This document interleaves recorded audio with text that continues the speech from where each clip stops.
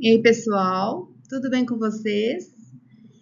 Hoje nós vamos continuar a sequência que eu tinha combinado com vocês,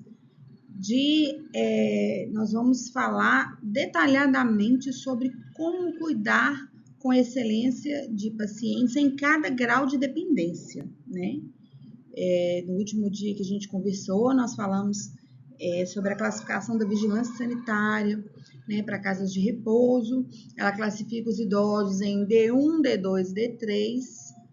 D1 é o paciente que é independente, que ele anda, que ele consegue fazer as suas necessidades fisiológicas, ele tem controle de si. O D2, ele tem uma mobilidade reduzida, então ele às vezes ele é cadeirante, às vezes ele usa uma bengala, um andador. E o D3, que é um paciente acamado, né? E nós falamos também nesse último vídeo que cada um desses pacientes tem um atendimento exclusivo, ele tem um cuidado que pode ser feito com excelência, voltado para a necessidade dele.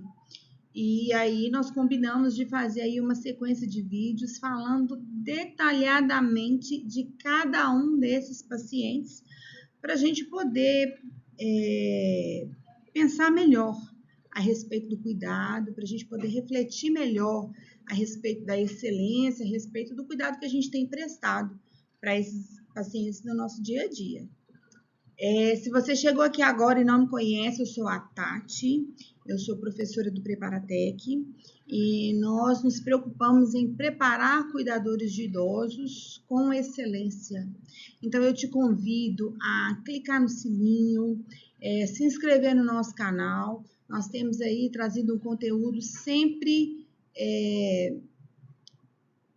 atual, e um conteúdo fazendo o cuidador de idosos pensar em como ele pode exercer o trabalho dele de uma maneira mais assertiva, de uma maneira mais excelente, mais diferenciada, sempre melhor. Se você ficar comigo até o final, eu te peço, por favor, que comente no nosso vídeo e curte o nosso vídeo. E eu vou chamar você no privado aí e vou te dar um presentinho da nossa escola, tá? Você vai ganhar um curso sobre redes sociais. Então, eu te convido, vamos ficar até o final. Eu garanto para você que você vai aprender coisas novas nesse vídeo de hoje. Então, nós vamos falar sobre como cuidar com excelência de pacientes independentes, que é o nosso paciente D1. O nosso paciente D1, eles são os pacientes que andam sem auxílio, têm a sua independência preservada totalmente ou em partes. Como assim, Tati? Em partes. Se eu tenho um paciente que ele tem a dependência motora preservada, ele anda sozinho, mas talvez o cognitivo dele tem alguma ressalva, né? Ele tem alguma doença demencial, ele tem alguma situação que precise de atenção, ele deambula, mas eu vou ter que ter outras atenções com ele. Então, a independência dele, em partes, é preservada, porque talvez ele não use fraldas, mas ele não saiba a hora que ele quer ir ao banheiro, entende? Ele não sabe, quando ele vai ao banheiro, o que ele tem que fazer. Então, é nesse momento que eu falo que a independência dele, ela é, em parte, preservada. O que o cuidador ligado faz, gente? Se é um paciente que eu não tenho que preocupar com mobilidade, se é um paciente que eu não tenho que preocupar com mudança de decúbito, com questão da dieta, né? É um paciente que ele vai ter que comer, eu tenho que ficar de olho, porque ele tem que estar sentado, a dieta é assistida, eu tenho que dar, né? Eu tenho que tratar ele às vezes, né? Eu posso fazer um checklist de estimulações para esse idoso. Eu posso fazer uma lista da rotina que eu vou executar com aquele idoso ali dia a dia, entende? E por que isso? Para eu poder me assegurar que eu vou estar tratando ele em todos os níveis de assistência que eu posso fazer para ele. Nesses idosos independentes, nós podemos realizar pelo menos 3 tipos de estímulos neles. O primeiro deles que eu quero conversar com vocês aqui é o estímulo social. O que acontece?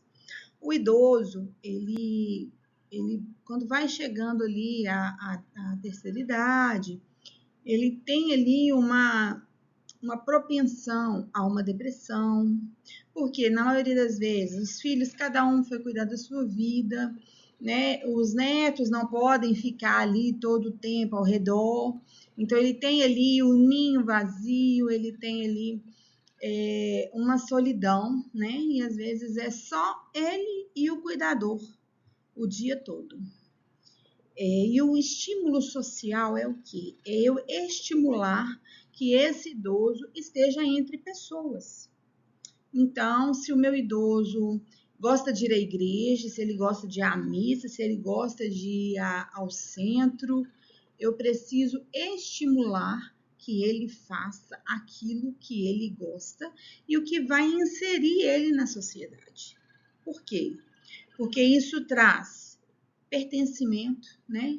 Isso traz importância, né? O meu idoso vai se sentir importante, ele vai se sentir alguém que outras pessoas querem estar com ele, outras pessoas querem conversar com ele. Se ele gosta de uma praça, né? Se ele gosta de um lugar verde, às vezes ele tem ali a oportunidade de viajar. Ah, mas não tem ninguém para viajar comigo. Cuidado, às vezes você pode viajar com ele. Você pode ir com ele lá para a nossa amada Caldas Novas, lá em Goiás, né? Que é o lugar onde os idosos gostam tanto de ir. É extremamente importante você estimular que o seu idoso esteja com outras pessoas. Mapeie, cuidador, o que ele gosta de fazer, o que ele gostava de fazer. E coloca ali, às vezes viajar não vai ser um estímulo que você vai conseguir fazer todas as vezes, né? Não vai conseguir fazer toda semana, né? Vamos dizer assim, todos os meses. Mas ir à igreja, você pode fazer toda semana, né? Você consegue fazer toda semana. Um círculo de oração com as irmãs, ou chamar as irmãs, ou os irmãos, ou os amigos para vir tomar um café, entende? Ir na praça jogar um baralho. É importante que você estimule o seu idoso. Ou às vezes um passeio no shopping, né? Nós temos lá no nosso home care cuidadores excelentes que levam o idoso para ir ao shopping, vai na praça 3 vezes ao dia, porque a idosa gosta de passear, né? E ela tem essa condição de deambular. Então a nossa cuidadora leva ela para ir à praça 3 vezes ao dia. É muito importante o estímulo social.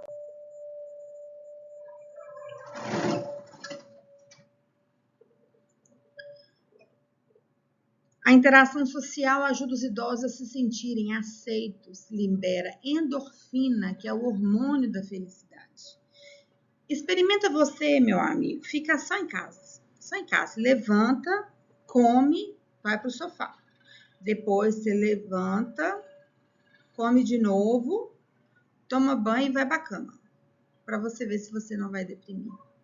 Se você não vai ficar triste. Agora, imagina o paciente que você cuida. Você, cuidador, esperto e antenado, você vai avaliar a condição dele de sair, você vai avaliar a condição dele de deambular, né? E de estar, e vai proporcionar isso para ele. Vai evitar o isolamento, que eu já falei com vocês. E uma coisa muito legal, gente, melhora a memória e a atenção, diminuindo as ocorrências de doenças demenciais. Então, quer dizer, você fazer a mesma coisa todo dia, sem alterar um pouco a sua rotina, quando eu falo alterar a rotina, é o quê? Uai, Tati, lá atrás você falou que tinha uma rotina, agora você está falando que não pode ter rotina? Não. Eu estou dizendo que você tem que fazer coisas diferentes na sua rotina, né? Então, uma vez na semana eu vou ter um momento de estimulação social com o meu paciente. Então, na semana passada a gente foi na praça, essa semana a gente vai num parque ecológico que tem aqui perto. Vamos lá dar uma volta, vamos lá andar um pouquinho, né? Vamos lá dar comida para os patos, né? Para os peixes. Enfim, leve o seu idoso para passear. Uma outra situação interessantíssima é o estímulo cognitivo. Muitas vezes o cuidador ele tem algumas dificuldades para realizar esse estímulo cognitivo. Primeiro, o idoso não gosta, né? O idoso tem uma resistência.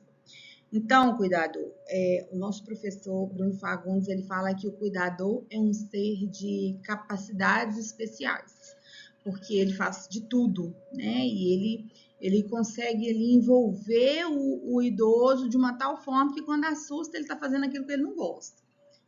Essa é a ideia, né? Tenha diplomacia, aprenda a vender para o seu idoso que dali vai ser bom para ele, que vai ser legal, começa a fazer você também, mas faça estímulos cognitivos com o seu idoso, né? Desenho, pintura, jogo da memória, ler textos curtos e fazer perguntas sobre eles. Um texto curto, rato roeu a roupa do rei de Roma. A roupa de quem que o rato roeu? Para ele te responder. Tem hora que ele vai falar, essa menina acha que eu sou um idiota, mas você vai estimular a mente dele. Pergunte ele sobre o passado dele, datas. Como é que você se sentiu quando nasceu sua primeira filha? Como é que foi esse dia? Dias marcantes. Traz a memória dele. Porque, gente, isso é extremamente importante para a gente evitar o agravamento das doenças demenciais.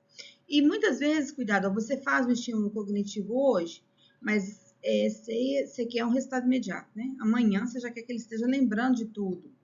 Não é assim que funciona.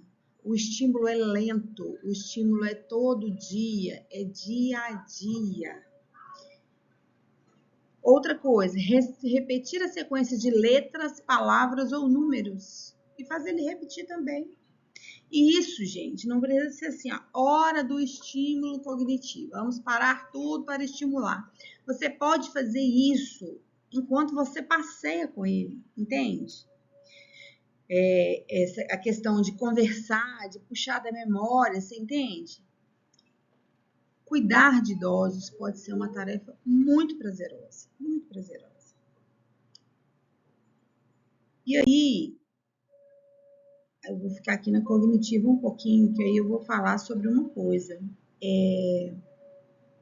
Estimule a família, gente. Venda essa ideia para a família, sabe? Olha, gente, Dona Maria precisa de umas pinturas, Dona Maria precisa de umas tintas, ela precisa, você entende? Para quê? Para que você também tenha material de trabalho. Eu defendo muito a ideia de que o cuidador deve ter o seu kit de estimulação. E acho mesmo. Acho que um dominó o cuidador tem que ter. Eu acho que um caderno ou outro de colorir ele tem que ter, porque nem sempre a família investe nisso. Mas é importante que você, cuidador, além de ser o diplomata que convence o seu idoso a fazer as atividades, que você também convence a família a investir nesse momento, né? E uma outra estimulação importante é a estimulação motora. A estimulação motora, gente, ela é fundamental para a coordenação motora, para a manutenção da autonomia dos idosos, que pode ser prejudicada caso não for exercitada e leva a riscos de deteriorização da memória e dos movimentos. Então, eu preciso de ter memória muscular, eu preciso de estimular esse idoso a sentar, a levantar, a andar, a subir escada, a descer escada, a puxar os elásticos. Ah, Tati, mas eu não sou fisioterapeuta. Claro que não, eu também não sou, não. Mas eu posso fazer exercícios simples de estimulação motora para manter a autonomia desse idoso, né? Que é o fato dele conseguir levantar, é o fato dele conseguir agachar, entende? Eu posso dançar com esse idoso. Dançar promove equilíbrio. Olha que legal. Dançar idosos, olha só, teve uma pesquisa em Nova York com idosos, um grupo de idosos que dançava e um grupo de idosos que não dançava. E ao final dessa pesquisa, o que foi detectado? Que os idosos que dançavam regularmente, eles tiveram um aumento do hipocampo. O hipocampo é uma parte no cérebro, gente, que dá equilíbrio, é uma parte do cérebro que aumenta a coordenação motora. Quer dizer, então é bom dançar, é bom dançar. E eu não estou falando aquela dança, né? Aquele tango totalmente. Não, eu estou dizendo que você pode estimular ele simplesmente a mexer o esqueleto. Coloca ali a música que ele gosta e dança. E dança. Faz essas 12 horas, 6 horas, 8 horas de plantão serem prazerosas, tanto para você quanto para o idoso. Porque a gente acompanha, né, algumas cuidadoras que já estão aí nesse objetivo de estimulação dos idosos, como que os idosos eles melhoram, como eles ficam mais felizes e como que as doenças demenciais elas demoram mais a trazer prejuízo para esse idoso, entende? Então, é diferenciado, né? Não é aquele cuidador que vai só cuidar e fala assim, aquele paciente, ele é mel na chupeta, não tem que trocar fralda, o banho também, muita coisa ele faz sozinho, tranquilaça ali é mel. Não, gente, não é mel não é mel não. Tem muito trabalho para ser feito ali, entende? Então, cuidadores, qual que é o convite de hoje? Vamos fazer acontecer. Vamos garantir uma qualidade de vida maior para o seu paciente. Deixa o idoso sentir assim, não, eu adoro quando vê o fulano. Adoro. Ele me faz rir. O meu dia fica diferente. Entende? No início, será difícil mesmo. Por quê? Porque tudo aquilo que sai da nossa zona de conforto é difícil. Então, se ele está acostumado a ficar sentado, vendo televisão, comendo e dormindo de tarde, ele vai te odiar no início. Mas depois ele vai encontrar muito prazer. Tenha paciência, invista na qualidade de vida do seu paciente. Outra coisa, compartilhe com a família o seu plano de cuidado e tente incluir a família nesse momento. Então, por exemplo, olha, eu estou pensando a gente ir uma vez por semana ou no final de semana dar um passeio em tal lugar. Os netinhos podiam ir com a gente? Os filhos, será que um de vocês pode ir com a gente? Você entende? Tenta trazer a família para aquilo que você deseja fazer. Entende? Por quê? Porque vai ser importante para esse idoso. Às vezes ele está sozinho, ele está com aquela sensação de não merecimento, não pertencimento, né? Nossa, eu fiquei velha agora, ninguém quer saber dos velhos, porque é assim que eles falam, né? Ah, depois que a gente fica velha assim, a gente fica só no canto.